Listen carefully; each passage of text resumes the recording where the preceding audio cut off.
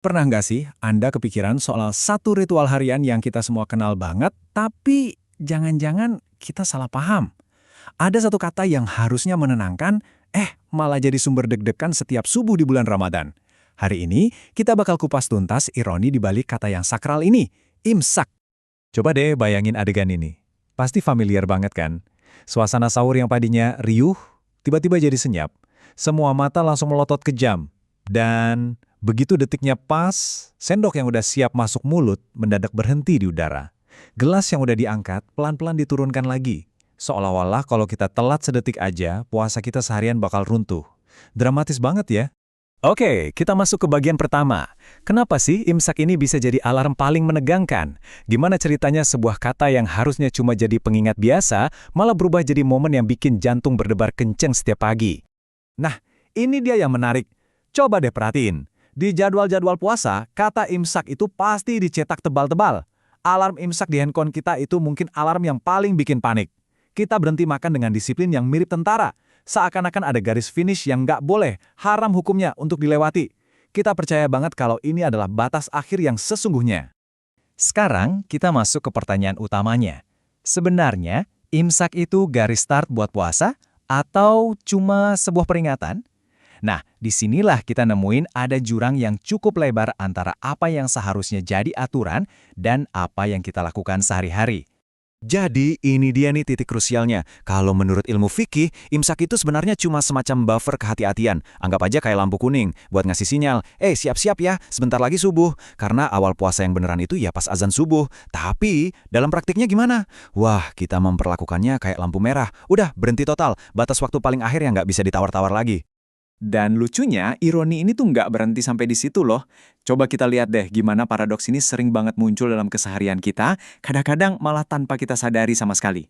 Saya jadi ingat satu cerita. Ada teman saya yang pas sahur itu konsentrasinya penuh banget ngeliatin jam. Hitungannya presisi. Begitu alarm imsak bunyi, dia langsung taruh sendok dan bilang, "Aman." Tapi, beberapa jam kemudian, di jalan, dia marah-marah karena macet. Emosinya meledak-ledak. Nah, ini kan gambaran yang pas banget. Kita bisa aman dari imsak, tapi ternyata nggak aman dari emosi. Coba deh, kita jujur sama diri sendiri sejenak. Pernah nggak sih Anda atau mungkin orang di sekitar Anda ngelamin hal yang persis kayak gitu? Teliti banget soal menit-menit sahur, tapi siangnya jadi lebih longgar buat jaga omongan atau nahan amarah. Dan ternyata ini bukan satu-satunya ironi. Lihat aja daftar ini. Aneh kan? Di bulan puasa, pengeluaran belanja rumah tangga malah naik. Siangnya kita nahan lapar, pas buka puasa malah kayak balas dendam, semua makanan ada di meja. Dan yang paling menohok, kita pasang alarm imsak, dijaga banget biar nggak kelewatan, tapi habis itu kita tidur lagi, dan malah sholat subuhnya yang kelewat.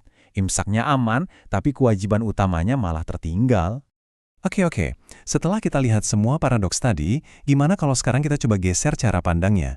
Gimana kalau imsak itu sebetulnya bukan aturan kaku, tapi sebuah metafora yang dalam? Yuk kita coba temukan tujuan sebenarnya dari latihan harian ini. Jadi, kalau kita bedah katanya nih, imsak itu dari bahasa Arab yang artinya ya menahan. Jadi ritual berhenti makan 10 atau 15 menit sebelum subuh itu intinya adalah sebuah latihan. Betul, latihan. Latihan untuk berhenti sebelum kita benar-benar wajib berhenti. Ini pelajaran soal kehati-hatian, soal ngasih jeda buat diri kita sendiri, bukan soal ketakutan melanggar garis batas. Nah, latihan harian ini sebetulnya punya tujuan yang jauh lebih besar. Melatih imsak moral kita. Bisa nggak kita terapkan prinsip jeda yang sama dalam hidup kita? Ambil jeda dulu sebelum marah meledak. Ambil jeda dulu sebelum gampang menghakimi orang lain. Jeda sebelum kita ngambil keputusan yang salah. Atau mungkin ngambil sesuatu yang bukan hak kita. Nah, disitulah esensinya. Dan semua ini membawa kita pada kesimpulan utama dari pembahasan kita. Bahwa tantangan terbesar dari puasa itu sebenarnya bukan menahan nasi di perut, tapi menahan ego di dalam dada. Coba deh kita lihat perbandingan ini. Ini nunjukin dengan jelas banget di mana prioritas kita seringkali salah tempat.